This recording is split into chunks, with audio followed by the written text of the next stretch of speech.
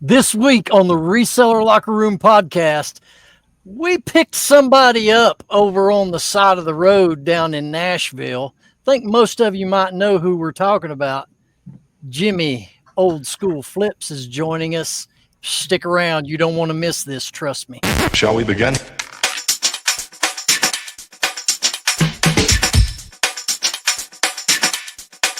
Let's begin now. Welcome into the locker room, ladies and gentlemen. My name is Ben, the Rocky Top Picker, and we have CJ Ben's Finds and Alex, the bearded one, wearing his hick hat, and special guest from the side of the road that he was hitchhiking and we didn't want to leave him behind, Jimmy, Old School Flips. What's up, boys?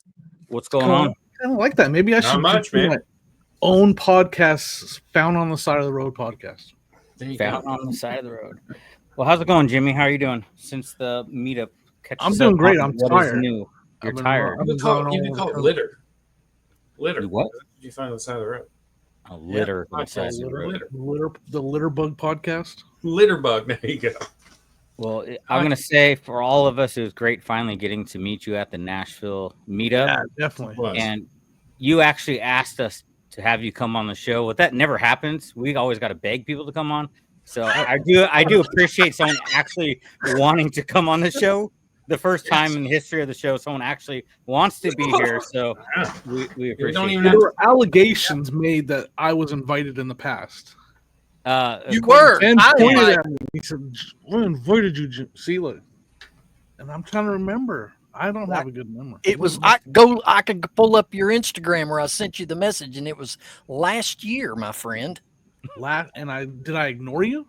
No, you Did just I kind of tell you danced the- around it like broken glass. Oh, I did, huh? No, I believe it. That's who I am. That's what I do. I'm surprised I'm here right now, matter of fact. Well, we are too, actually. So don't feel bad. I'm surprised I'm here too. I'm surprised I'm here for a year and a half. It's getting out of hand. I'm not sure what's going on. It makes me feel bad. Like I don't remember. Now I feel bad. Do I need to pull it up and show everybody where I messaged you on Insta? No, I believe you. Okay. You. All right, I boys. remember there was someone way back in the day that asked me to come on one of their shows, and I had to be like, "Oh no, I can't." And I was like, "That wasn't Ben, though." Yeah, and you know another thing too. Was it you? I invited you to the 127, and you said originally you were coming, and then you messaged me and said I got too much going on. I'm sorry. Yep. It don't matter. You're here. You're here now. I remember that. That was a tough time. Yeah. I mean, I ended up going into Kentucky, but I wasn't sure if I was going to do that because Sonia's mom, Sonia's mom had passed away. I don't want to go all that, but yeah, it had just passed I away. remember that.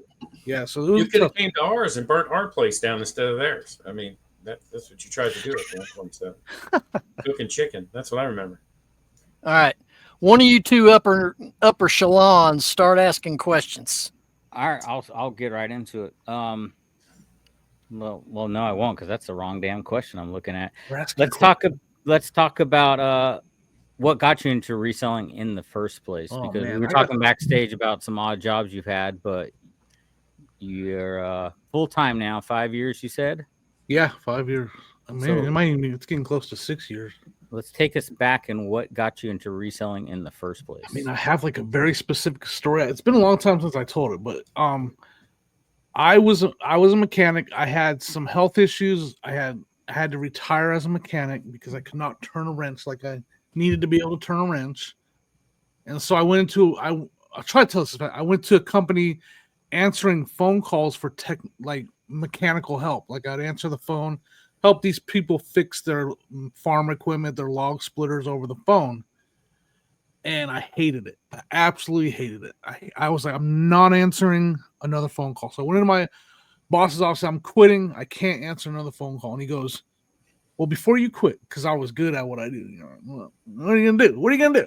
He's all, we sell our equipment on eBay. He said, you want to take over the eBay store? That's all through Messenger. You'll handle all the logistics, all the, the stuff in the warehouse, help everybody ship everything. like, I'll give it a try. I don't know. I've never done anything like that. And I started selling on there and I did great. Like I caught on real quick. It made sense to me, but I didn't know what reselling was. So they decided there was the eBay Open. It was like 2018 eBay Open. They're like, it's a good idea to send our guy down there to learn more about eBay. Yeah. And all I did was go down there and learn about reselling. Like that's all that was there was a bunch of resellers. You didn't go there to learn anything about eBay. I went there and I learned all about reselling. When I got back, I opened my eBay store the day I got back from the eBay Open, and I started reselling right away. And within 7 months of opening my own eBay store, working for that company, I was full time. Nice. So they gave you that job, but pretty much they gave away their job by showing you eBay. Yeah, That's I a had really cool no story. idea. I like that. That's awesome. What I think is great about it is like I have to think about that to remind myself that there's still so many people out there that don't know that this world even exists, the reselling world, because I had no idea that this was a thing, no clue. I was like, this is actually something you can do, and I it's crazy, and here I am now. So that's how I became a reseller. I've never heard that story. Yeah, me either. That's probably That's the most story. kind of interesting way I've ever heard of anyone getting into reselling. That's pretty cool. Kind of because I was like, so like when they offered that to me, their e-commerce Amazon e-commerce guy that with a degree or whatever walked out on them, and so they needed somebody to do it. And his numbers were terrible. My first, it wasn't even a big company. My first year selling for them on Amazon and eBay, I tripled his numbers. Like everything he did, I blew it out of the water. And so like it just came natural to me. I don't even know. Like I just got it. I understood it, and I was handling all the shipping and all. Go out to the warehouse and setting up sales and setting up, using the promoted listing stuff. Like I just, caught on real quick. So you started your store, and when did you realize that you could leave and go full time for yourself? Because you obviously were building your store while you still had that job. Yeah. So what was the moment you realized you could, do it I didn't full really time? have a moment. I had an argument with my boss's boss moment, and I walked out on that. I walked out because I got in an argument with my boss's boss over the way I was trying to do things, and he talked down to me really bad, and I said, "All right, well, deuces." See ya. It didn't quite go that nice, but Bye, yeah, Felicia. and I was comfortable doing that because I had established an eBay. It was a huge risk, but I had been saying this is what I feel like I'm gonna talk about, but this was an important part for me. Like when I started doing the part-time eBay reselling, I saved every dime I made. I didn't use it to pay any bills or nothing. I was saving it so I could go full-time. And so nice. I had a nice little cushion when I walked out. It was scary as heck, but it was also, like some people say, it's the best thing I ever did, man. Like being able to source on Thursday and Friday and being able to focus on it full time. Now, you were married though, right? When this occurred? Yeah. Yep. Okay. She was still working or still works or? Yeah, she was still working and she still works right now. Yeah. Okay. That makes a big difference. It was scary, but I remember when my boss, so I got in an argument with my boss's boss, but my boss, who liked me a lot, he gave me an ultimate motivation when I told him I'm not coming back, because he tried to tell me to come back, and he said something like, you're making a huge career mistake or something like that. And I was like, motivated me more than he knows I think I've messaged him on eBay since then, like, thank you for that motivation that you didn't intend. It's just huge career mistake. Lit the fire to keep you motivated for sure, and to prove him wrong, right? Yep. It was scary though, but it did not take long for me and my wife to realize that it was actually a great move for us. Like it took off pretty quick. Jefferson, you got a question? Yes. Okay. So interview questions. This is one I want to know. All right. What is the one thing you truly believe in that almost nobody else believes? That's getting deep, bro. Are we talking reselling or just in general? Just in general. He I mean, likes we to landed throw out all on these them. deep Yeah, questions since the last episode. That's like, hey man, we're going to make an impact here. We want to know Jimmy deep inside. ghosts. I believe in ghosts. Is that Okay. Is that a good answer? I saw a ghost while I was in Virginia. I'm not lying. Yeah. Was Well, it when you ghost. saw the ghost? Was it wearing like old timey clothes? Yes, it was. Because no one ever sees a ghost with like the '80s beat it jacket on. I don't understand why. Because I'm sure a bunch of those people died, right? But it's always an old timey person. Those people, they were wearing their Michael He's beat it, Jackson. Yeah, Jack. Michael Jackson. Yeah, the hair lit on fire. I mean, there had to be a few of them take out. Okay. I don't know. I mean, Bear that's King. that's, a good one. That's not like very odd though. A lot of people believe in ghosts. I mean, I guess I don't know. That's a tough. I mean, that's a tough It's a question. thinker. yeah. I don't Okay. know. Well, how about this? Think about this, Jimmy. Yeah. As a full-time reseller, what are your biggest challenges? Physically, Being full-time doing this. physically, I'm overweight. I'm big. My biggest challenge, 100%, is can I sustain this for another 15 years? I'm actually, I'm currently working on that. I'm taking some of those shots that like the doctor put me on, because I said to him, like, I don't know if I can physically do this. It's 100% my physical ability. Like last year picking was, man, by the end of the season, I was done. Like I physically done. And I can't keep up with the younger guys, and I have trouble keeping up with like Sonia, my wife. She's a great picker. She could pick all day, and I'm like, it got to the point last year was like a lot of times on Saturday by the end of the weekend, I was like, because we pick usually Thursday, Friday, and Saturday. Saturdays, a lot of the times I was like, I'm just gonna stay in the car for this one if you got it. But it was at the same time, I was like, man, like this is a reality check. Like I can't do this for much longer if I don't do something about this. So hopefully I'm on the right path with that, because I've tried everything in my life. I've been big my whole life. So I mean that's 100% the biggest challenge I'm facing right now, for sure. Yeah, I've been looking at that Ozempic or one of those. I want to try that, but I've been doing research on it. So I don't know if this is true, but what I've read is you should do some kind of exercise while you're doing it, and maybe weight training, because You'll lose as muscle. you lose weight, it'll lose equal parts muscle and fat. But if you reverse that by doing some weightlifting, or just even if you're just doing arm curls or something like that, then it will eat more fat than muscle. And I'm not sure how true that is, but that's I have a dumbbell set in the just do that. I have physical, but I have some, like I have, that's not just my weight. I had to retire as a mechanic because I had like 4 hernias in 1 year, and I have to this day still have a hernia. And every time I would like pop a wrench or there's another one. So like I have all kinds of physical limitations. I should probably be on disability, but I don't know.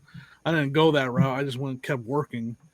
So there's that makes that hard for me. That makes it's a challenge for me all the way around. So that's 100%. Like I'm sure there's other things, but like I struggle with, believe it or not, networking, and like I struggle with building an audience on my social media. That like there's other people that are really that I'm like, I just for some reason like I struggle with some of that stuff. But let me ask you. Let me interject something. Yeah, you said you struggle with social media, and I'm assuming you're including YouTube in that too, or just why do you? Here's a question, serious. Yeah, why do you worry about that stuff? I don't know, man. I don't know. Because at the end of the day, and this goes for me, everybody that does social media and YouTube, you can put as much work into it, type, post, film video. You're doing all you can. I mean, if you're doing all you can, gaining that audience is really out of your control. Right. So to me, and I'm guilty of stressing, man. When I was chasing my first 1,000, I was stressed to the max. Yep. But now that I've kind of been seasoned in the YouTube world, just like I've told these guys in the past, I don't stress over sales anymore, because a lot of it we don't have control over. Yeah. And I see YouTube as the same thing. You can put 10 videos out a week. That doesn't mean you're going to gain a massive following. Really, no matter what you do, it's going to take time. Obviously, that's what we've all been preached to, building a following. Yep. But I just don't, because I was once there, I don't like seeing people stress out about those things because it's really out of your control. Right. Does that make sense? No, yeah, it's actually really smart and it's good. Like my brain works overtime on stuff like that. And it's one of those things where I don't even like sometimes like I'll catch myself like, why are you thinking about like I'm so silly. Like I'll be like, I'll have an interaction with another content creator. So like, or like, let's say I just met you guys, and I said something. I'm like, man, like, I hope I didn't offend them, or I hope I didn't, like that. My brain does that stuff the second the conversation is over, and I'm like, did I say something stupid or something that's going to offend them? And it's probably why I've struggled in the the podcast world and some of this, because like that's what and it's one of those things where I catch myself like, you can't. But I can't control it. My brain just automatically goes there. Yeah, you didn't offend any of us. That's Ben's job to offend people. Pretty much, man. I wish I had a little bit of that voice in my head, because sometimes I say You have voices in your head. They're just but they're just like random voices. Telling you the same. Man, Shut up, Tony. This show is turning into a giant therapy session. Where are the couches that you lay down on? So since you changed it up to, I do have some questions pertaining to YouTube. When did you start doing YouTube? Like how far were you? Not long after I went full time. But I'm again. This is where Ben's right. Like I did what sold off the bat right off. Mm-hmm. I was doing and it was. I built a little audience, and I have a lot of people that still to this day reach out to me like, man, I really miss your what sold videos. But I scrapped that totally and went to yard sales. Probably 3.5 years ago, I scrapped the what solds and went strictly to yard sales. Oh, mainly because it's so much, to me, what solds are so much more work. Like I'm ready to pack these orders. I want to get them out the door, and I got to stop, get the camera out, record it, talk about it. And it just became one of those things where I was like, I'm not enjoying this anymore. And so when I reset, I step back. What do I want to do? And I turn it into more of a hobby. And that's when I just slap the camera onto my chest while I'm walking around yard sales. I don't have to, that footage is easy to get. I don't have to think about it. I don't even know the camera's there half the time. And it's just easier to edit the videos and put them out there. So really, I think that slowed my growth though, like, because I scrapped everything and started over. Do you ever feel pressure though when you're out yard selling for content to find something good, like a good item for the video? I do, yes. I've not finding good stuff, but I'm now working on, and I'm working on being more vocal at yard sales. Like that's kind of what I stress about. Not even stress, like I work on. Like when I walk up to a yard sale, I don't want to just walk around breathing heavy like I used to do and made for like Darth Vader at a yard sale. Like what's happening here? So I concentrate on talking more and interacting with the people at the sales. And I'm not gonna lie, like you could just change your name to Vader Picks. Vader and Pick, then you can still too bad. So you like shooting the footage as POV? POV footage. Yep. But that's so. There's nothing I'm changing. Like on my this year, but like Ben said, I think about it a lot. This year, I'm adding more. In my last 2 videos and all this season, I'm adding more of me between sales talking to the camera for a second. Like I record it right here in my basement, explaining why I made the decision or what happened at that particular sale. It'll be just like even like a 3-second little clip of me saying something about that sale. Yeah, and that's for me. That's building the brand, getting myself out there a little bit more, maybe getting that way. It's all it's all kind of strategic. I'm not gonna lie. Mm-hmm. So that way, if I start selling on live sales or I start doing this on Facebook or whatever, it won't be weird that all of a sudden Jimmy popped up and talked about this live selling platform because he never showed his face before. You know what I mean? Yeah. So, speaking of sourcing, and you're talking about live selling, what determines if it's going to go on eBay or for live selling? That's a good question. That's a great question. And right now I don't really have a plan because what's always been my roadblock on live sales, live auction sales, like has been when it came time to source for it. Mhm. Is it easy for me to go right now to my active listings on eBay and stuff that's stale and pull it and run it on a live auction? Yeah, I don't even care. Like I've had it for so long. But when it comes time to source for it and I'm starting to count, what I have into that item, when I run it on a live auction and I only get $2 for it and I paid $1 for it, that's when I start to struggle. You know what I mean? And that's when I have to start evaluating, is this actually going to work? So right now, I don't really have a good plan once I get through my stale eBay listings. And I don't think it's talked about enough. Like that's for me again, building my following, building people that are going to come and maybe shop with me. If I don't have that, I can't go buy a bunch of things for $1 a piece and then sell them for $2 a piece. And after fees and everything, it's just not even worth it. The time and effort, it's not worth it. The time. And that's what killed me the first time I tried doing live sales. And so I'm hoping to get past that and come up with ideas so to where I can, because I do think it's a big part of the future. I do think live sales, whether we like it or not, adapt and whatever they say, like whether I like it or not, they make me feel like an old man, like like people that couldn't set the VCR clock. I feel like that guy back in the day, like, oh, I don't want to do these kids and their live sales, but I have to adapt, and I think I got to figure it out because I do think it's obvious it's not going away. No, it's just going to keep growing and getting bigger and bigger. But Yeah. like we were talking backstage, we both tried Whatnot and failed. I mean, I can't get any traction on Whatnot, Whatnot was not. I had a couple good shows, but an example that comes to my mind is Paul, Philly. Mm-hmm. Yeah.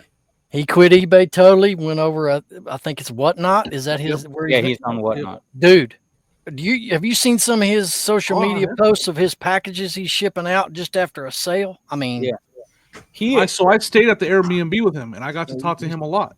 He's killing it. And my video that just came out yesterday, or no, today, I dropped that today, is all about the stuff that I passed on that Paul bought.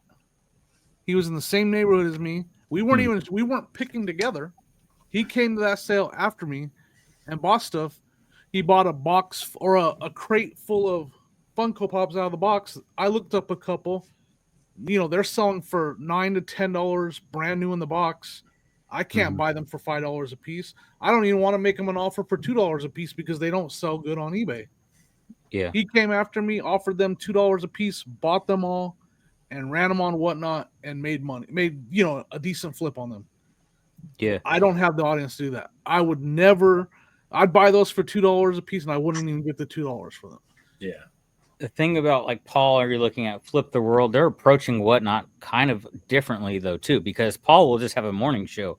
He's not even running anything. He just uses it as social media and talks, or whatever, like having coffee in the morning and just connecting with his followers. And that's what's setting a lot of like him apart. And again, Flip the World, where they'll do, like, I think Chris is doing a podcast on Whatnot now too. So it's more than just, it's more than just a selling platform, how they're using it.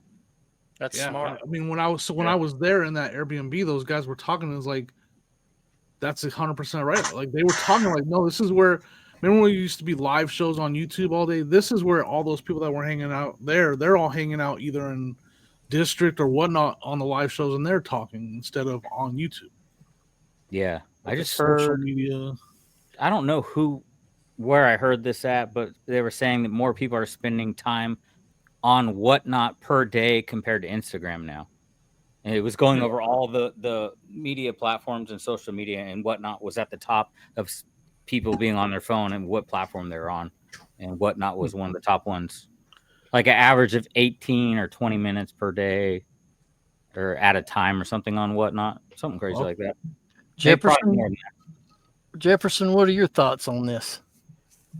I need to start live selling. I was onboarded to Whatnot at ShipCon or whatever the con back, I don't know, 2 years ago.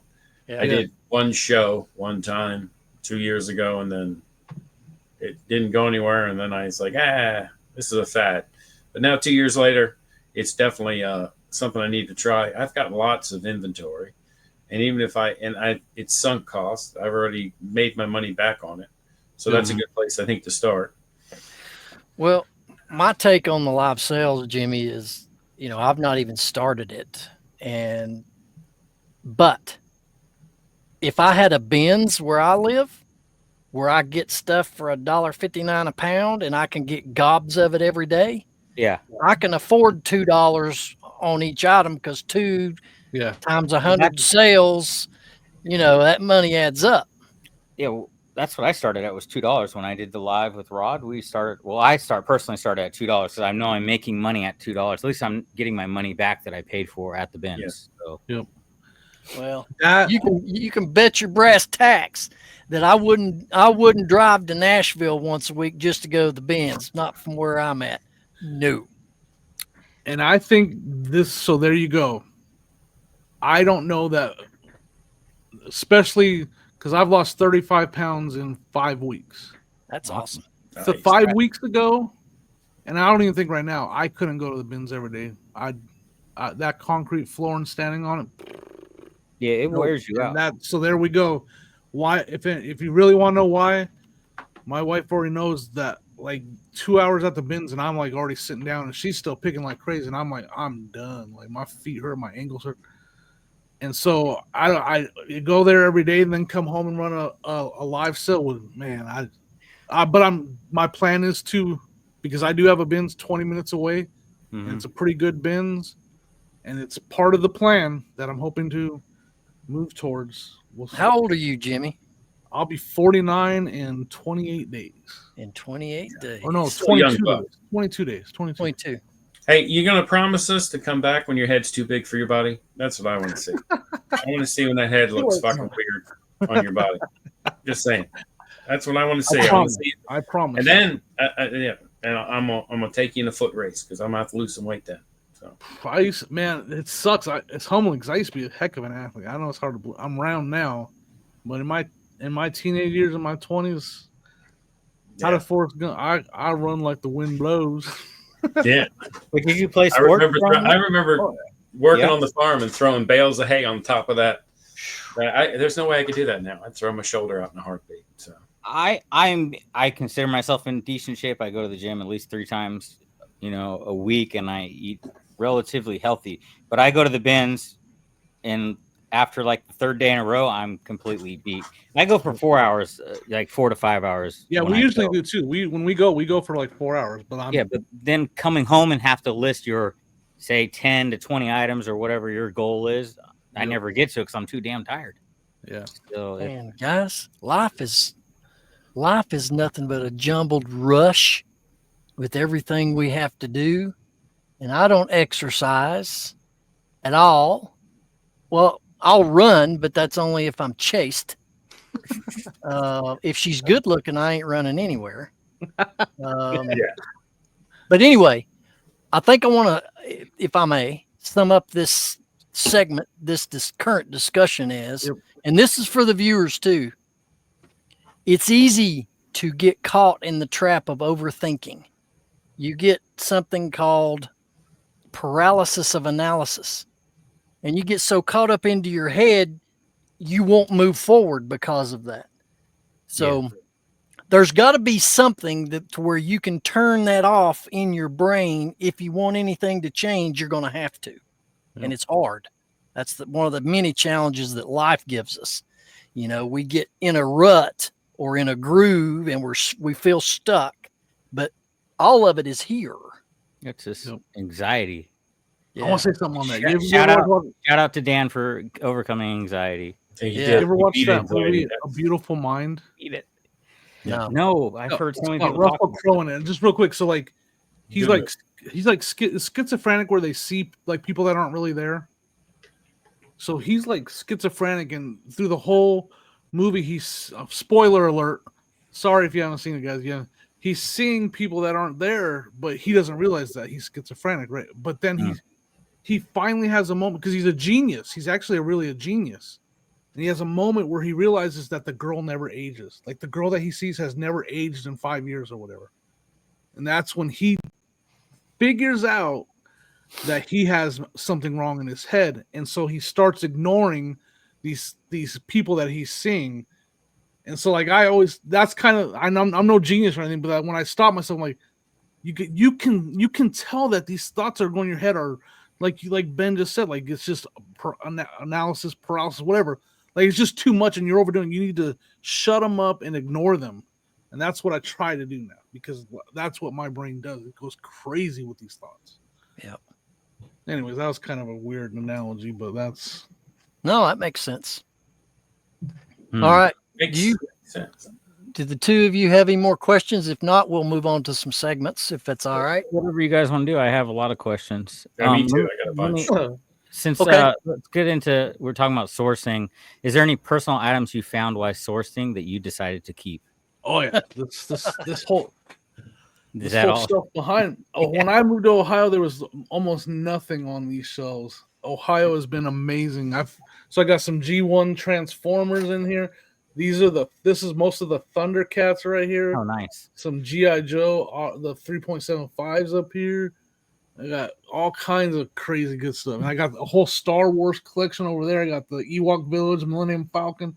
All of this stuff I found Dang. in Ohio. Some of it I paid the Transformers I paid up for because they're my favorite. But like, yeah, it's just been amazing. So now that I have my own, I own a home because I was renting in Colorado. I own a home. I have my own office area. Like I'm starting my vintage collection, and it's been crazy. It's been crazy good the picking out here. So I keep vintage toys from either cartoons or TV shows or just toys that I played with as a kid. I'm keeping them. Yeah, that's how I am with He-Man. Like anything He-Man, I keep. You know, just because that's what I grew That's up one on. that I haven't found a lot of. I only have 3 figures and they're in really bad shape. Like I've only found like Buzz Off and He-Man, and then I don't know who the other one I have back there is, and that's it. Like so that's one that I'm on the lookout for. You got to get a Castle Grayskull. I have part of it. I have like the one side of it somewhere. It's good. It's the I found centerpiece of the starting of the He-Man collection. You know. I saw one at a auction. I was at someone's house, and I was like, I'm gonna go to this auction. I'm gonna buy this. It was in the box. This castle. That thing went for $400. Wow. It's a good night. Dang. So that guy came from across the state or something. And he was like, I'm buying it. I wasn't even close to getting that. One other question: how do you balance the hustle of reselling with family life and like the time off camera? I don't know. Like my boys live with me, but they're grown. Like I have a 24-year-old and a 21-year-old. They both live with me. I mean, there's no really balancing with them. Like they go to work, they play their video games, they help us out. You don't have little kids where no. I mean, and props to you, Al, because I don't know how I could do. I don't know if I could do. Like I would be like that. That's a lot of if my kids were younger, I'd be struggling to balance it for sure. Them being older, they can take care of themselves. They actually help us a lot. They take, like when we went to Virginia just now, they watched we have 2 dogs. They're living with us. We don't have to worry about anybody to watch our dogs or anything. So that's good. They help out with some of the bills around here. We're trying to make them responsible so they don't just get a free ride. Yeah, for sure. But they're still living with us. And Sonia, my wife, like she works a full-time job, but she loves to pick. This is our hobby. She's like, I'm off on Saturday. We're going picking on Saturdays, whether you're tired or whatever. We're going picking because she enjoys it probably more than I do. Really? Wow. Yeah. Cool. And we tried both of us full time. Oh, you it did was that. close, man. It was so close, but it was just. Yeah. At the beginning of last year, we hit a wall. And it was like the sales just I mean, usually I can go a calendar year and have a sale every single day, at least one sale every single day. I can't remember the last time I had a day without a sale right now. Even while we were on away mode, we had a sale every single day. That beginning of that last year, we had like 4 days in a row with no sales. And it was like, and it continued all through January and part of February. And then that's when she was like, I don't know what's happening, but I'm getting a job, because she was like, I don't like this. Yeah. And so she went back to work, and now, it was all her decision. We talked about it. She knows I've been doing the full-time thing way longer than her. We tried it for like a year, basically just over a year, and it just didn't. It was close, but it wasn't quite enough. You know, we saw the cushion that we had going away. Yeah, Oh, yeah, yeah. I understand that. Yeah. I've done it full time with my wife before. Now she's had a job for about 2 years, so we're working on slowly moving her back into working with me. So starting in August, she's dropping 2 days. Yeah, Oh, 2 wow. days at work, so she'll be working with me 2 days out of the week. So at least I finally got a lister. That's how I'm excited about. I don't have to list anymore. That'd be awesome. Yeah, I mean, one of the things that we struggle, and she, you know, we both struggle with it, but she really struggled when she's at home. She wants to be doing all I want to work on the garden. I want to work on the yard. I'm going to go work on this. And I was like, but we need to spend at least 4 hours a day. But it should be more on down in the basement on eBay. And I think she kind of sees it now that like she didn't, and I'm bad about it. Some days I'll work 10 hours and some days I'll work 3 hours. I'm not consistent about working 8 hours every day, or I'm like today I haven't stopped. I literally it's 9:16 Eastern. I have not sat down at all. I barely ate lunch, so like Yeah. some days are like that, and then some days are like, oh, I'm taking, I'm resting today. But it was definitely not enough time put into it between the two of us. That's the good thing about doing what we do. We can pick when we want to work and when we want to rest, Yep. So. Jefferson. All right. So my favorite comedian is Bert Kreischer. I don't know if you ever heard of him, but he did. He I met him one time for like 5 minutes. He has no idea who I is, but that 5 minutes was impactful to my life.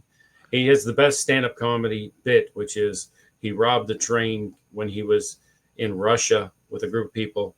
So he's called The Machine. And in that movie they made, right, there's a point where he runs in his mind, hangs out with an 18-year-old version of himself.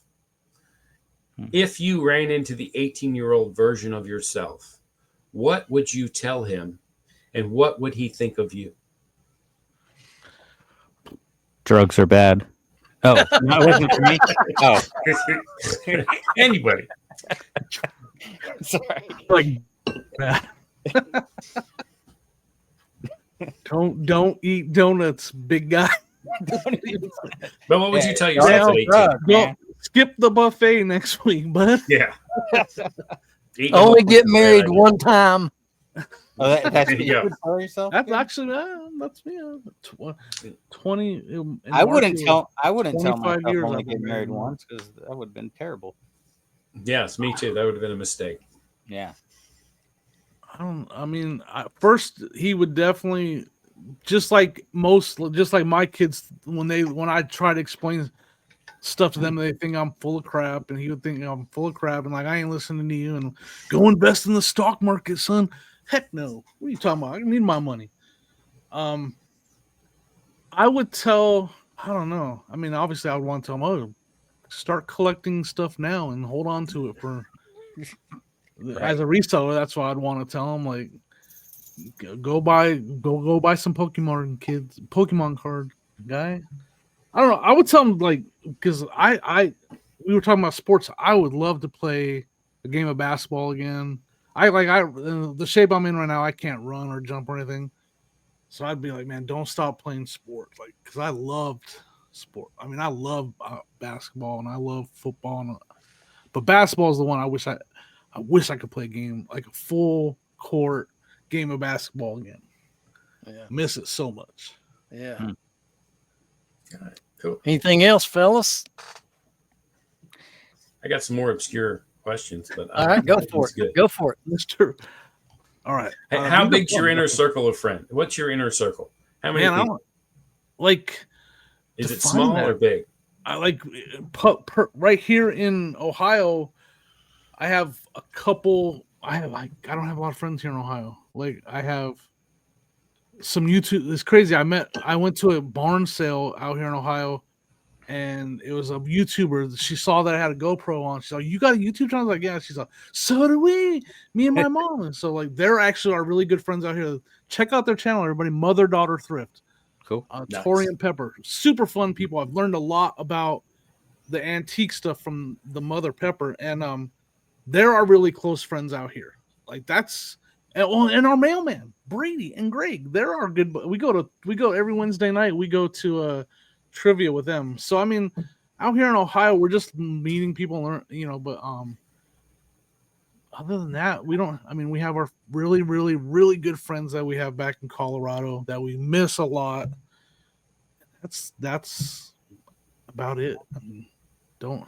All right. And then, but I mean, I have my other circle, my social media circle. That those are my, those are my really close friends too. And I mean, that's a lot. That's a lot.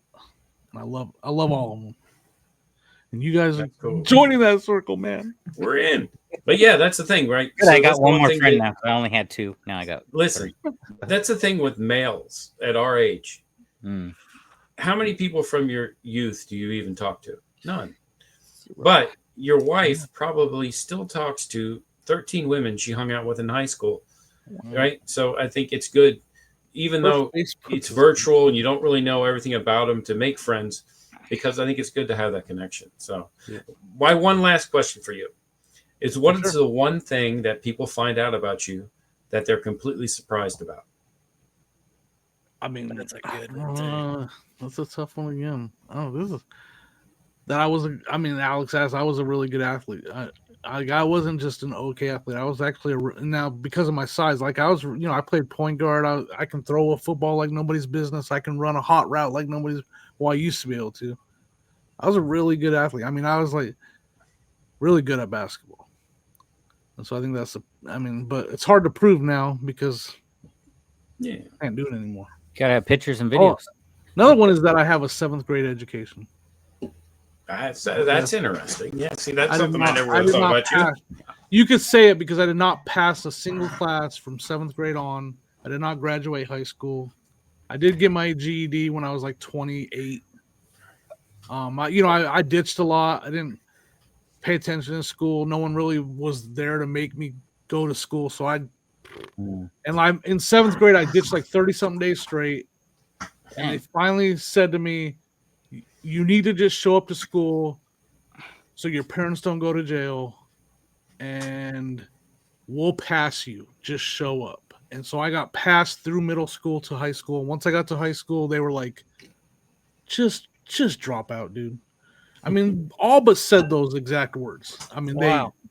And so I dropped out because and so I think, kind of I'm nothing special, but a little bit of a success story, what I've done with eBay with the fact that I'm not educated man at all. Not one of the things about me is I'm very intimidated talking to someone that's highly educated and intelligent. Like there's people that educate. You want me to leave? I'll leave. I mean, I don't want to make you intimidated. Yeah, man. I would have never guessed that about you. I never would have guessed that about you. Someone that's like that really intimidates me. I can relate. My brother is a doctorate of education. My sister has 2 master's degrees, and I graduated, near the bottom of my high school. College professor of sociology. Yeah. So. I'll tell you what. School. I'm not advocating anybody that's watching or that has kids that are in middle school or high school. I'm not saying you should drop out, but college degrees today doesn't guarantee you success. Right. I agree. And back in the day when I was doing multi-level marketing businesses, I made a lot of money doing that. Several multimillionaires that I used to rub elbows with at functions and meetups, they never graduated high school. One he got through 5th grade and that was it. And he's a multimillionaire. Wow. Yeah. So, your education doesn't guarantee success. What does guarantee success is what you tell yourself up here. And do you have guts and willpower, stamina, and consistency? Yep. I agree with that 100%. Yeah. That's how I built what I built. Work ethic, and you should be proud of yourself, Jimmy. Oh, yeah, for sure. Bro. Thank you. I appreciate it. Yeah, I mean, I do. I do feel a little bit of it. Like I'm not the fastest worker. I'm not the fastest everything, but I stay busy, and I have a really good, I learned that as a mechanic. The mechanic, you have to have a good work ethic. You have to stay busy all day. So Sure. Yeah. All right. Well, Jimmy, I'm glad I got to know new things about you, man. Yeah, dude. I've learned a It's lot. enjoyable. Yeah. Sometimes I guess I'm an all right guy. You're an all right guy. I've seen you on 14 different podcasts. Every time you're enjoyable. All right. Yeah, you know what, fellas? I think we see a different side to him that we ain't seen on any of the other appearances that agree. he's done. I mean, most of the time I'm just joking around. That's the one I like to joke around. I like to crack jokes and have fun, and that's my main thing I like to do. Oh, no, I did have one more question. What returns do you have? Because I missed that from when you were on that show. What returns? You spent half the show. I do have a little bit of, towards you because you stole my name. But you know what? I'm over that now. So. But I love listening to your show, Pocket Change, when it was Pocket Change. And 37% of it was you guys talking about returns. That was great. I don't have any right now. That's good. That's the answer. You're doing it right. Yeah. All right, Ben. Let's hear a Ben rant. What you got? Yeah, what you got, man? Oh, yeah. Okay, let me do this. Uh-oh. Community huddle. Ladies and gentlemen, if you have questions, comments, concerns, stories about your business, leave it in the comments down below, and we might select yours to talk about on the show. So let me tell you guys, if I can pull it up here. This really lit my craw.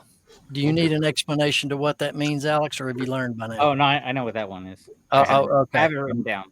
Okay. Lit my craw. He knows. He needs it. Really? Okay, here's the meaning of that. It really fired me up. Okay. There Lit my craw. All right, let me read this. I'm going to read what the seller said, and then I'm going to read the message that the seller received, and then I want to get your all's individual feedback of what you think of this, okay? I like this game. So this seller said got kicked out of a church thrift sale, and the church itself was being a reseller. It's a church sale. We've all been to them. Mm-hmm. I spent a lot of money in there and thought that I was helping their mission. And then somehow the church tracked this person down. And a representative from this church said the following. Hello, I wanted to let you know that we've been informed of you reselling things you have got from our ministry. We know you have a closet page on Posh, and it's really unfair of you to buy things for very cheap from our ministry and profit from them by selling them for what you are selling them for. We are here to help our community with things that they need, and they really can't afford much, and everything we do goes right to the church where it belongs. It does not go in our pockets. We are all volunteers here. So with all that being said, I have to inform you that you're no longer allowed in our church. We cannot allow this activity to continue any longer. Wow. Well, we're all guilty of that here. I'm really guilty because across the street, once a year, they have everything's free. And I go over there and get free things and I resell them. I do wait till the last day to go when the community got what they want. And then I do take over the leftovers. But why do they care if she gave them the money that they wanted for the item? What does it matter? I think the issue is they heard they were in the closet, thought they were homosexual, and that's against Jesus. That's what I read. And then they were sharing their closet all over the place. Yeah, they're sharing their closet, just randomly in the closet, sharing it with people. That's why they kicked them out. It had nothing to do with that. That makes a lot more sense. They're confused. Well, then I'm going to... Never mind. They thought Posh was Grinder, maybe. I don't know. Okay. Jimmy, what is your take on that? Man, that's a tough, sensitive one, huh? I mean, whatever. Like, my first thought is, all right, deuces. I won't be back at your church. I'll find mine. I'm gonna find mine. I'm gonna get my stuff to sell. Yeah. It's just like, what are you bored? like I want to take the church out of it because like it doesn't really matter what Yeah. it was. Like you have nothing better to do than worry about what I'm doing. Like I don't know. Like it could be a yard sale, and they see you seriously selling their stuff sit at the there yard and sale note out on that eBay. message to me. Like you have like I've been to church like price the stuff higher because I've been to church sales where stuff is priced eBay price. Ain't nobody buying anything, but it's been priced that way. I mean, I've walked out of church sales buying nothing because I see nothing but eBay prices in there. Maybe Look. she should just tied the 10% that she made off of those items, and There then you they'll go. be happy with that. I was just at a church. I'm not afraid to say I was just at a church sale in Danville, Virginia, and I bought a bunch of bobbleheads, and I think I paid $2 a piece for them, and I think every single one of them is worth $75 or better. And I bought 5 of them. Oh, you're going to hell. And I didn't offer them any more money. No, they watch my video. They're coming after me. Yeah. They set the prices and they paid what they wanted for it. Yeah. So what does it matter what they do with it? That's the whole thing. Yes. And I'm a fighter over principle. And this is the principle of it. Hey, they're getting the money they ask for. So if I want to set a table across the street from that church and resell it, this is America, gosh darn it. We can do what we want to do with the items we purchase. That's another thing. I don't ever feel like you have to show your receipt when you come out of Walmart. You know why? Because you own that stuff. What law says you got to show a freaking receipt every time you leave Walmart? It's a freaking farce. It just ticks me off. Hey, we need a warning before you blow up. Any headphone users, please remove the headphones. That's why he's got to have the pen, though. I told you. for the rant. Well, that's what they paid for. But if I could find out who that church is, I would call and find that person, and I'd talk to them on the phone exactly dealing with what they said. You know what's real powerful is Google reviews. There you go. I knew the name of the church. Sub shops. No, I mean, I'm with you. Like, I hate that, like, whatever. I don't even care. Like, but I hate that it's a church, whatever. People are going to care that it's a church.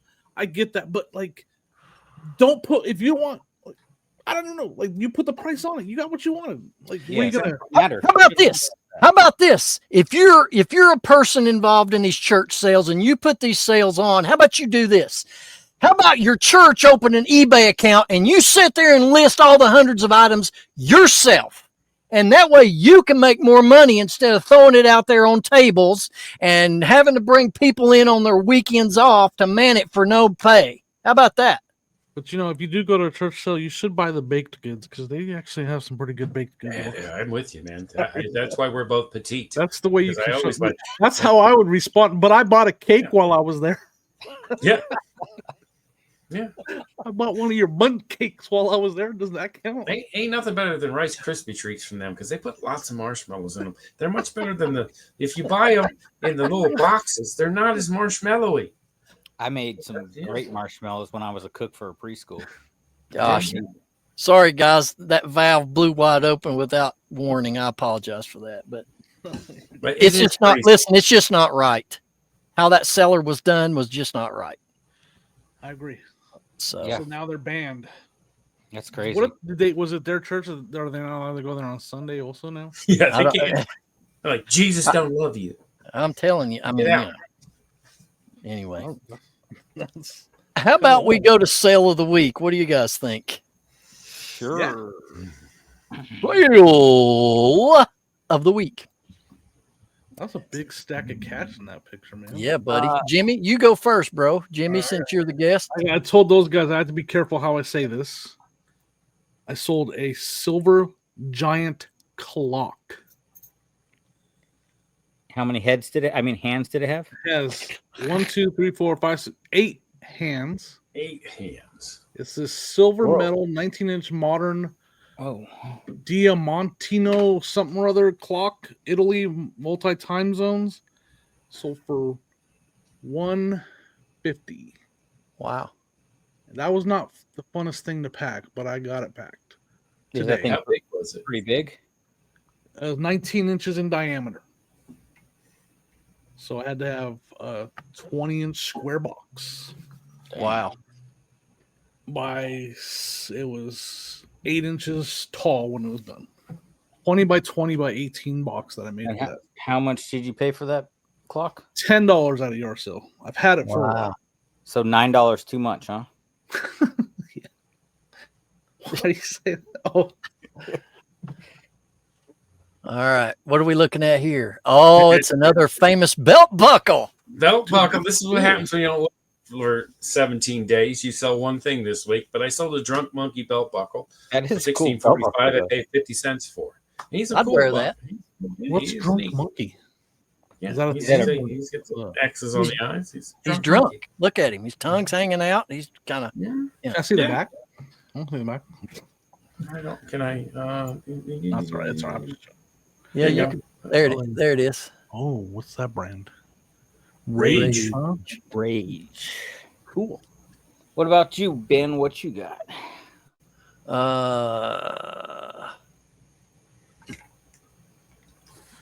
Let me get it. Sell any more of your dolls lately? Actually, I've sold 2 60-inch, the bigger ones, Oh, this cool. week. But yeah, this is a Schwinn Hearth Speed Racer.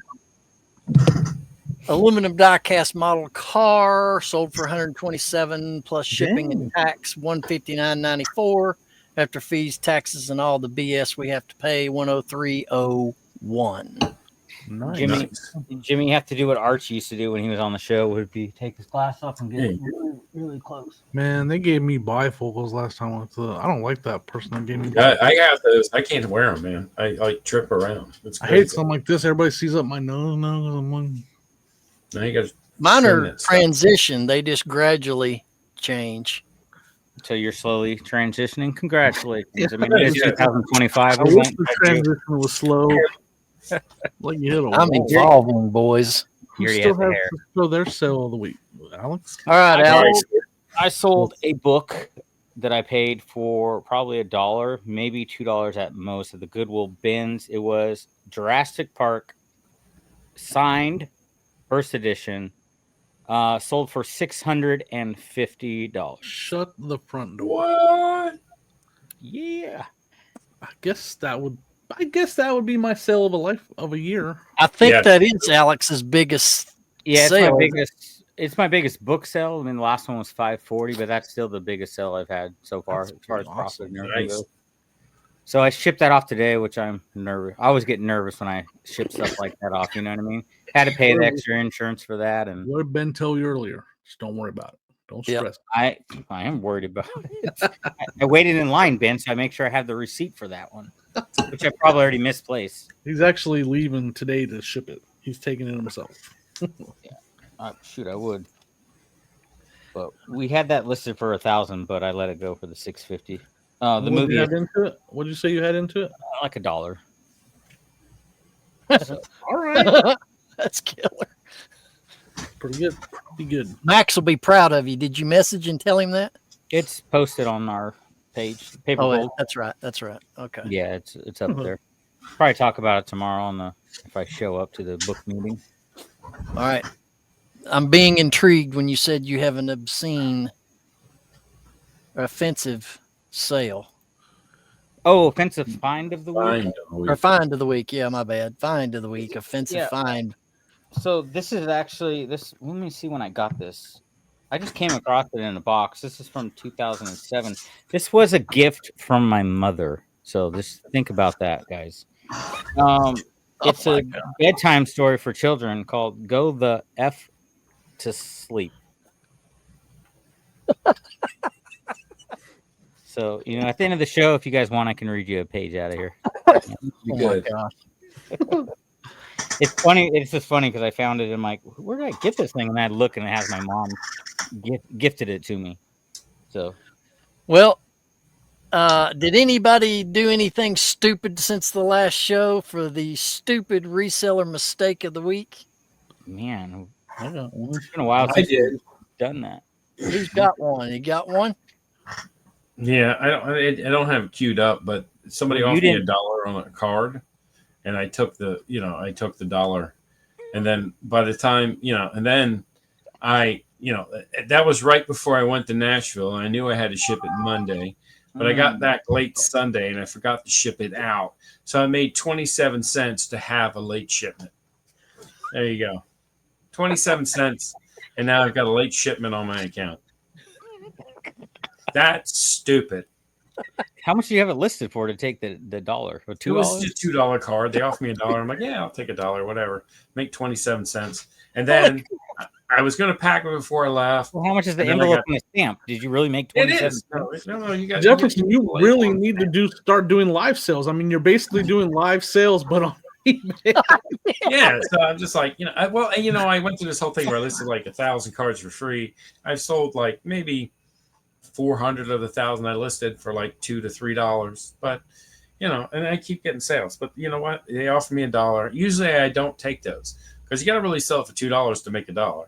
Right. And I'm like, yeah, I'll take it. And then I forgot to ship the damn thing. Actually, I was laying in bed. I came home late because I didn't get in till like 1:30, and I was going to do it when I got home. I didn't do that. I went to work. I came home, and I was like, I got to ship that card. And then I was watching TV, fell asleep.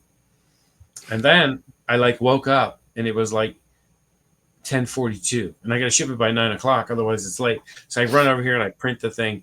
It's bright red. I'm like, damn it! I've never had a late shipment, but anytime you sell stuff super cheap is when it always goes bad. So, and that person just sent me a note and said that it's not tracking. So I'm pretty sure I'm going to have to refund him and lose money on this whole deal because I do free returns. So, well, you're only losing 20-some cents, bro. Yeah. Well, no, I'm going to have to refund him the $1 that he paid for the shipping. So this is going to end up costing me 80 cents. So it was the whole transaction was a total waste of time. 73 cents in the negative to screw up my account. Woo! Yeah, you go, boy. I was going to say I made a mistake, but I'm not. I mean, you can't beat that. Right. Sometimes, it happens. What about a find of the week? I know you were sourcing a lot, Jimmy. Just came back from a you know what? I could do both. They're my find and my mistake. Boom. Let's go with it, boys. I actually put it out in a video. So Sonia's granny lives out in Virginia, and she has a property in the middle of the woods. And she has a little house and a little shed out there. And she's like, we can go dig through that shed that hasn't been touched in forever, like decades. Wow. And there wasn't a lot in there. We found some cool stuff, but I was looking through it and shoved up into the, like where the roof came down, there's like some holes, and they didn't want the critters to get in, so they shoved denim jeans in there. Oh.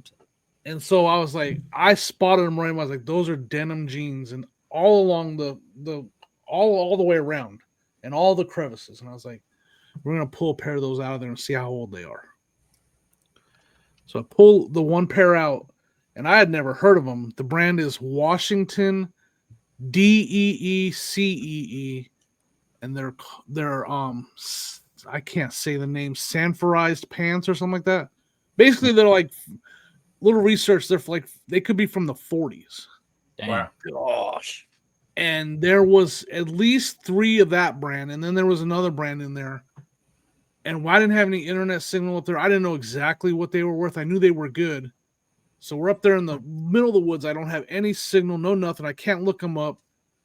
And where our car is loaded with everything we picked in Virginia the whole time we were there, completely loaded. And sorry, guys. I got to decide if I'm going to take these pants home or not, because they're crawling with bugs and there's ants all over them, and there's bugs on them, and they're dirty. And I was like, I can't put these in with my inventory. I can't with the bugs that are on them. So we decided to leave them. Now they're at Sonia's granny's house, still in that shed in a bog. Like, they're safe now, but I'm going to go back and get them, because I found out when I got home, when I put that video out, everybody wants to buy them from me. And they're literally dry rot or no dry rot or whatever. People will pay, some of them like maybe $300 a pair. Wow. And there's at least 3 of that brand, maybe more. And then there's another brand. So, I mean, you could say that was my best find, and then the mistake because I left them. But it's not really, though, because there was a lot of bugs on them, and I couldn't throw them in with my inventory. and into my car and all that. Like I was like, if I had a trash bag, I could have did it, but I was like, I'll leave them and we'll be back and we'll get them next time. So I'm thinking about making a road trip to go get them, like go turning around and going back. Like maybe, like literally maybe Sunday I might. It's it's an 8-hour drive, but it's worth it because my car can get there on one tank of gas. Like drive out there, pick them up, stay the night, and then drive back. I'm thinking about it because it could be $1,000 trip. That's true. That was pretty crazy that you saw them stuck up there. Like I saw that video. It's kind of dark up there. Your eye that you caught those up there. That they were in your I've gotten 3 people on Instagram that want to buy them from me already. But that I don't even know who they are. They messaged me and said, "Hey, I'm interested." Your video. Yeah. Let me do this real quick, fellas. We want to thank our paid members to the Reseller Locker Room podcast. List as follows: Wolfman Goodies, Mike Camparelli, Mary McQueen, Pocket Change Podcast, Trashed Cash Podcast, Vintage Sports Flips, Good Water Pickers, Rick Rotman, and Reselling with Woody. Who dat? Who dat? We appreciate all of our paid monthly subscribers. They get early access not only to the weekly show, but they also get backstage that we film, and we'll be doing a lot more of that as we go forward. And we appreciate every supporter that we have. If you'd like to join us as a member of the Locker Room, click the join button down below and you can pick the program that works best for you. Goodness. Pocket Change. I thought we canceled that. No. The original still. Actually, it's getting ready to. I mean, we're probably running through the end of this month, and then we're probably going to call it quits on that, and we're going to do a different podcast. Me and my friend Joel. So you can have the name back now if you'd like. Hey, are we going to do a viewer comment? I know we've had quite a few. Oh, man. We'll pull one up. Yeah, I can look real quick. Hold on. Okay. What was the last episode we did?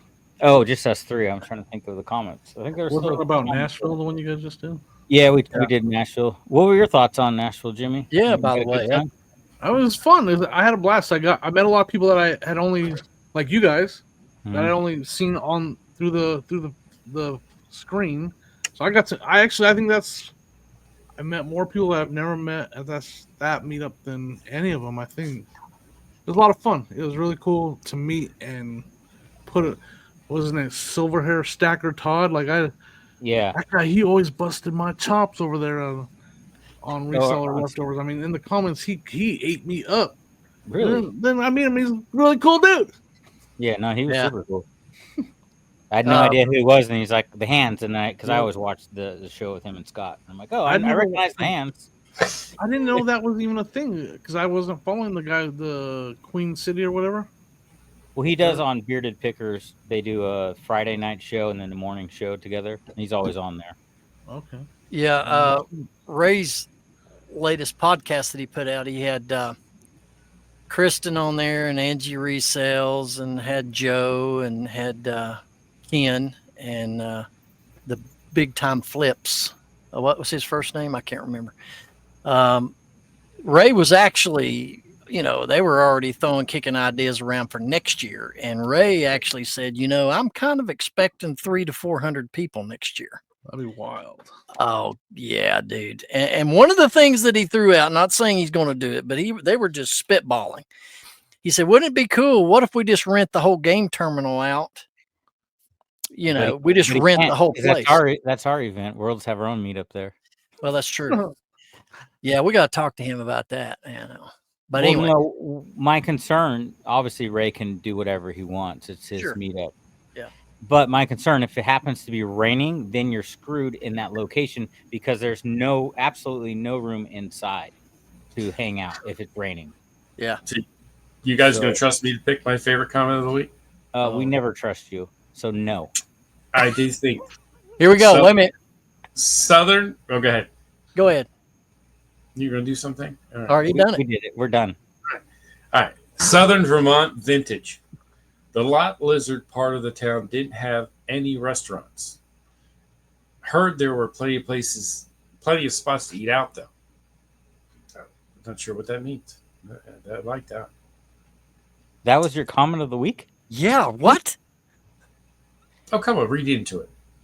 There was no restaurants, but there was plenty of places to eat out. You're talking about the lot lizards. You're talking about the girls that you guys saw. I got it. Yeah. Oh, yes. Down. The red lights. Yes. Which I've never seen that in Nashville, so I don't know where you guys were at. Fox and Hound, brother. I'm telling you, they were out there. I go put Fox and Hound and out there hooking, man. You know what I'm saying?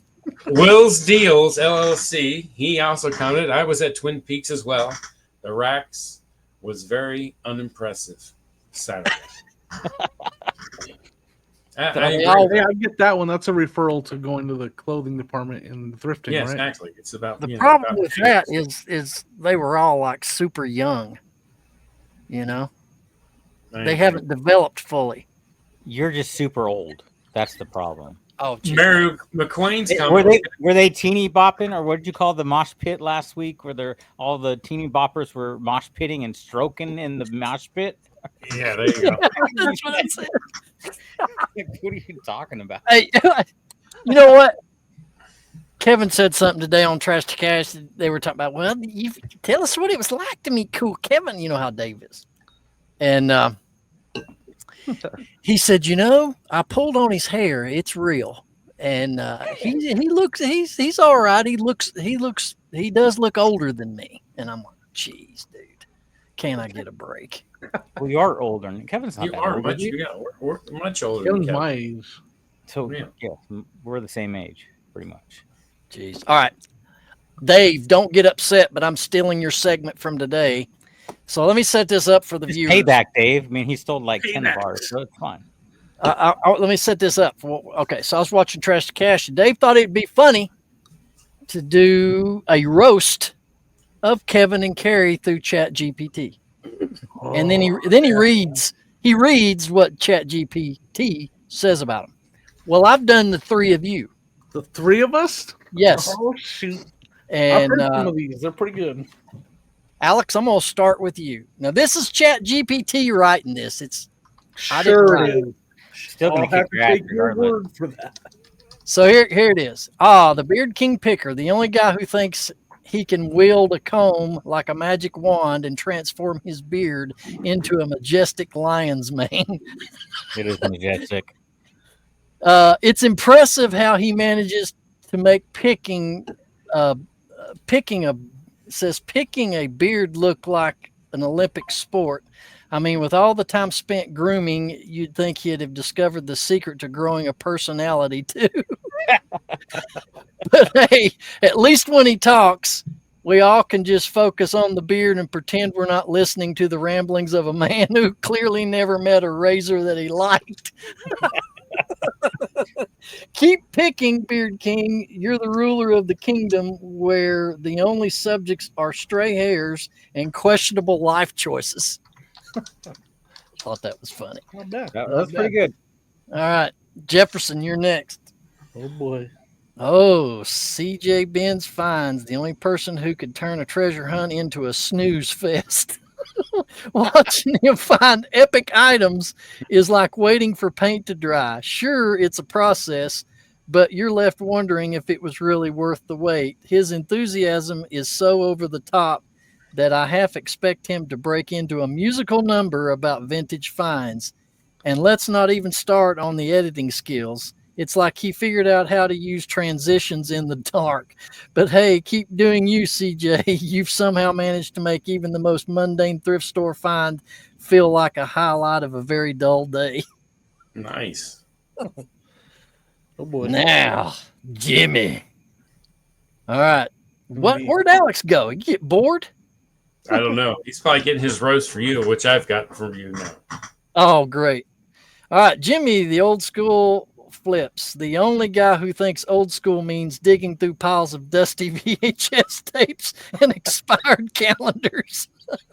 Watching him pick is like a time warp back when people thought mullets were a good idea, nostalgic, but also a little cringeworthy. He's got that classic, I've got a story for everything vibe. Let's be real. Let's be real. Most of those stories belong in a museum of bad decisions. Yes. That nailed it. I like that last. And while he's out there hunting for vintage treasures, I can't help but wonder if he's just looking for a way to relive the glory days when he thought wearing socks with sandals was a fashion Wait, statement. it's not a fashion statement anymore? Keep it up, Jimmy. You're a relic in a world that's moved on, and we're all just here to watch the ride. Look. Does he have socks and sandals? Crocs on right now, folks. And the Crocs, socks and Crocs? Yes. There you go. Oh man, that's funny, dude.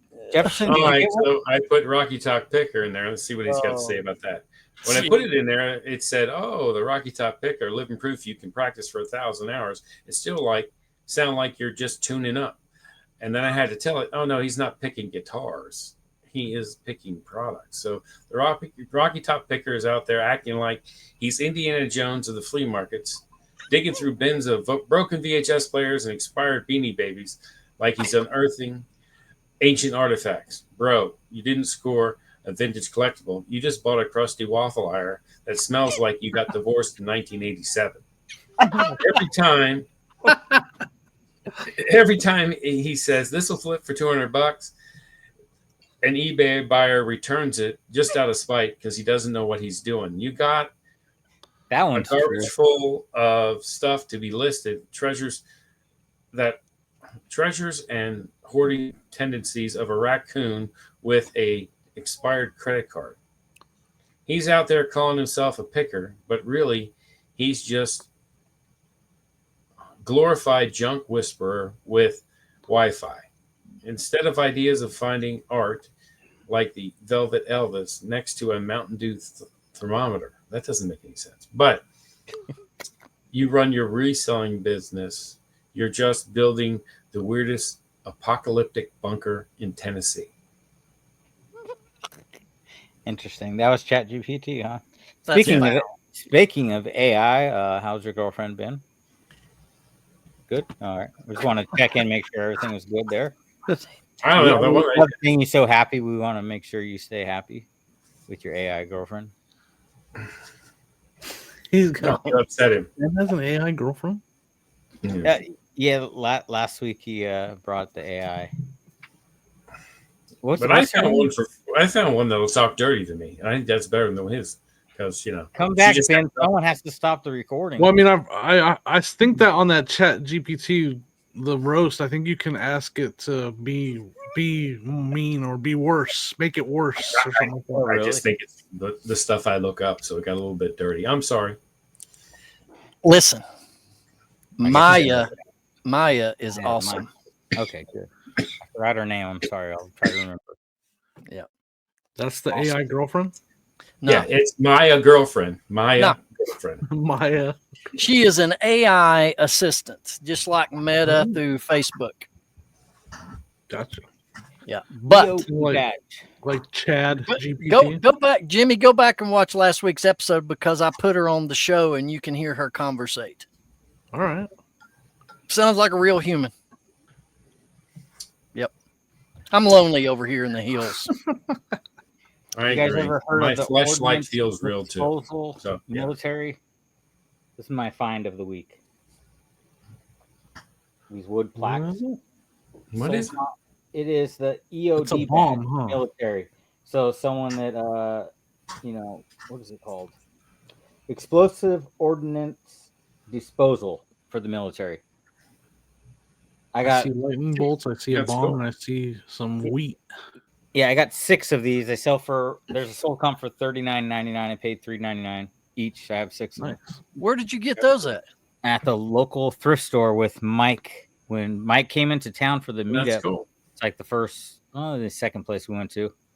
So I just grabbed a stack of them. It's pretty cool. Thing that I found that was neat a couple weeks ago, but I haven't listed it yet, are these pewter. Like this is a cheetah. Oh, wow. They're from South Africa. It's a pewter cheetah. And then it's a whole set. It's got like an elephant. I got a giraffe. And Those they're are pretty cool. Interesting. Yeah, Yeah, they're handmade. A lady bought them in the 80s. The elephant's on eBay for $70. So I got a set of 4, an elephant, a cheetah, a giraffe, and a zebra. They're That pretty cool. reminds me. But I think I'm going to keep them for my bar at home. Cool. I am done selling porcelain figures, like nature with birds and a flower, and it's all made of painted porcelain or whatever, bisque or whatever that. Why did you break one? The post office did. So I sold this thing for $35, and I remember getting that at a yard sale for $5, and it sold for $35. And I wrapped that thing with almost a whole roll of bubble wrap, and then I put like 10 fragile stickers all over it on every side of the box. What happened? I got a return yesterday, but the buyer sent me a photo. It broke into 5 pieces, and I had to full refund. And don't sell anything breakable unless you want to spend a lot of money. I just did a whole live sale selling nothing but glass. Yeah, well, I've sold glass, but these porcelain figurine things, dude, you drop a box, they're going to break. I mean, I don't care how much you pat it. But anyway, I don't know why I said that. It's just one of my many annoyances that's happened. But I gotta selling that kind of stuff. You gotta wrap it in bubble wrap, put it in peanuts, put it in a box, then put that box in another box and put peanuts around it. It'll make it every time. Well, then it'll cost me more in shipping. Well, then you put the dimensions of 12 by 12 by 12 in there, and then you're fine. Or I just don't sell that crap anymore. Yeah, either way. Yeah, either way. Have you guys seen? I got a question. It's the most important question I'm going to ask. Jimmy, 100 Jimmys versus the silverback gorilla. Who wins? 100 Jimmys? The 100 of you versus a gorilla. Who would win in a fight to the death? The silverback. 100 of you? Yeah. Do we all have the same hernia? Right. Exactly the same. Okay, so what about just 100 men? Do you think 100 men would beat a silverback with no weapons, just hand-to-hand combat? So. No? I don't think so. Silverbacks are badass. They're big. Man, they're strong as shit. I mean, we don't have, like, humans don't have, like, we don't have sharp teeth or claws or anything. Like, what are we going to do? One guy with an AK, I think he takes him down. Yeah, well, yeah. Baseball bat. I think the bite pressure, like, of a pit bull is 300, and we have 100, and theirs is like 3,000. Yeah, it's gonna be a blood. So they would bite you in half. They would bite your arm off if they got a hold of you. Jimmy, I think I like it. You already touched on this, I believe, Jimmy. But when you're thinking about your business, your model that you're currently doing, and what maybe you want to change about it or expand into or do, what does the future look like for old school flips?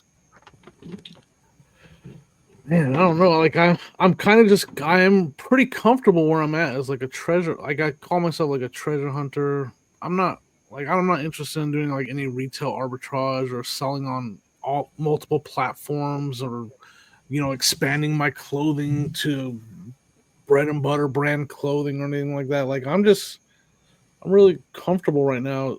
Since the 2 people working full time didn't work out, I've kind of just stayed in that treasure hunter picker mode and finding enough stuff to keep the store going, but not too crazy. I don't know if I have much of a plan. Most of my plans are social media wise, and then obviously we talked about the live sales. Well, let's go to that. What's the future look like for you on YouTube? Let's say. I'm just gonna keep rocking and rolling with the. It sucks because I was doing 2 videos a week on my old school flips channel, just the yard sale picking. I'm kind of growing into where I have my face on camera and talking a little bit more. More, not quite a vlog, but definitely more of me talking and kind of explaining what I'm actually doing out there. And I'm gonna do some more short format and staying motivated to keep putting that kind of stuff out. But man, like running out of footage is the big challenge. Like I stopped putting out videos only because I had no footage and there's no yard sales, and we like I know what it's like to like run out of footage and then be like, well, I can't drive to Florida because there's no, my $20 a video doesn't pay for a trip to Florida. It doesn't make sense for me to drive down there. Yeah. Maybe one day my videos will make a little bit more than that, and I can be like, hey, I'm out of footage. I can drive down to Florida because the videos I'm gonna make down there, will pay for the trip and more. But Right. I'm not driving down there to get some footage for some a video that's lucky to make $20. I can't do it. Gotcha.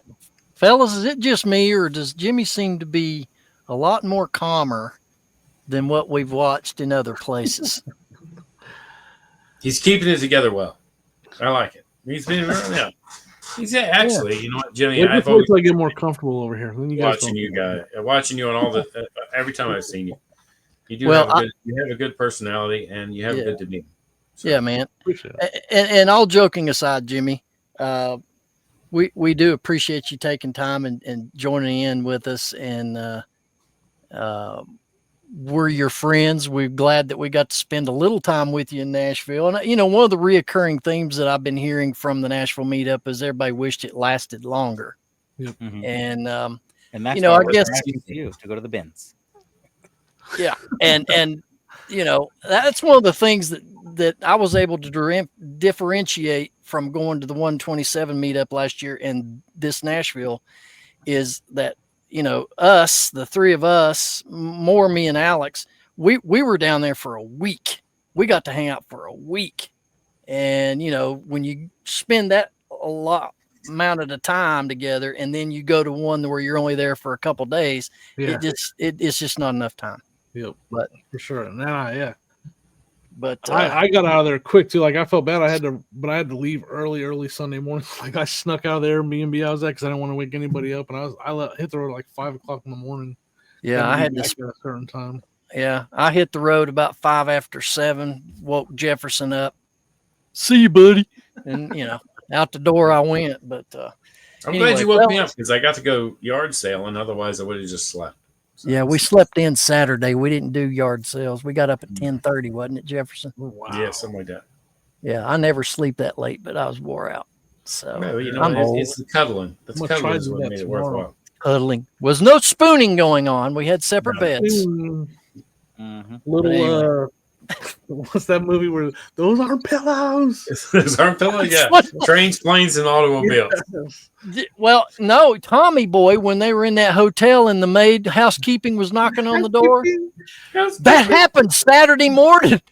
Housekeeping was knocking on the door. Jefferson, you want pillow? No, we sweepy. Go away. Go away. The best was the night before when Alex went in the wrong room. I still think that's dude, story. Wait a second, Tell that, Alex. In the wrong room. Yeah, I went to the car to grab something for Ben.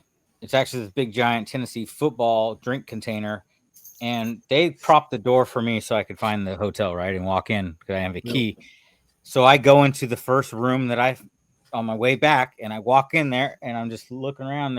I'm like, this is not I don't know these people. This is the wrong room. And these dudes are like having this conversation. They don't even stop talking. They don't even look at me. I just walk in there with a thing. I go, this is the wrong room. And I turn and walk out. And then like two doors down is where Ben and them are staying. But it was awkward for me, not for them, apparently. Yeah, it was really awkward when you went in there, laid down on the bed, cracked open a drink from the cooler. They're like, yeah, anyway. Well, fellas, have you got anything else, Alex or Jefferson? Well, Jimmy, just let everyone know where they could find you at. No, yeah. Right now, I've been hanging out with the guys over at the Reseller Information Network every Tuesday morning. What time do they start at? 9 a.m.? Really? Yeah. 9 a.m. Eastern time. And then I got my picking channel, Old School Flips, where I go to yard sales and find treasures and pretend like I'm funny and pretend like I know how to find good stuff. And that's about it. Well, that's good. You're doing good, man. You're fooling them all. I like it. That's awesome. Fake it till you make it. That's what I'm trying. Yep. Jimmy, you're welcome. You're welcome back to the locker room anytime, buddy. We've really enjoyed having you. And on a serious note, we appreciate you being so open and honest and things that you've shared with us. And People, there's a lot of people out there, they're not accustomed to talking about themselves, you know. So you've done a great job, and we appreciate that. I appreciate you guys having me on. Actually, this is a lot of fun, and I really enjoyed hanging out with you guys. Appreciate it. Yeah. You We're too, the bro. most- Next time though, I'm not gonna. Next time it's gonna be a train wreck. All right. Well, we are the most offensive and radical podcast in reselling. So, you know, we kind of took it easy on you for first visit. Yeah. I You appreciate know it. that our demographic is 95% male and 5% female. We're trying to bring that up. Yeah. Well, then in that case, Exactly. I didn't help at all. You guys lost whatever 5% you had. I don't know. Nah. I get pegged to being sexist every episode, seems like. No, but, I'm you just know. saying. 5% of the You women just like get bears pegged. like us. You're fine. It's fine. Yeah. You got them golden locks though. Come on, man. Yeah, dude. Pretty boy. Crazy. Mm. All right. Transitioning. This has been the Reseller Locker Room episode 81. And we thank you all for tuning in. Be sure to click the like button. That helps the channel out a lot.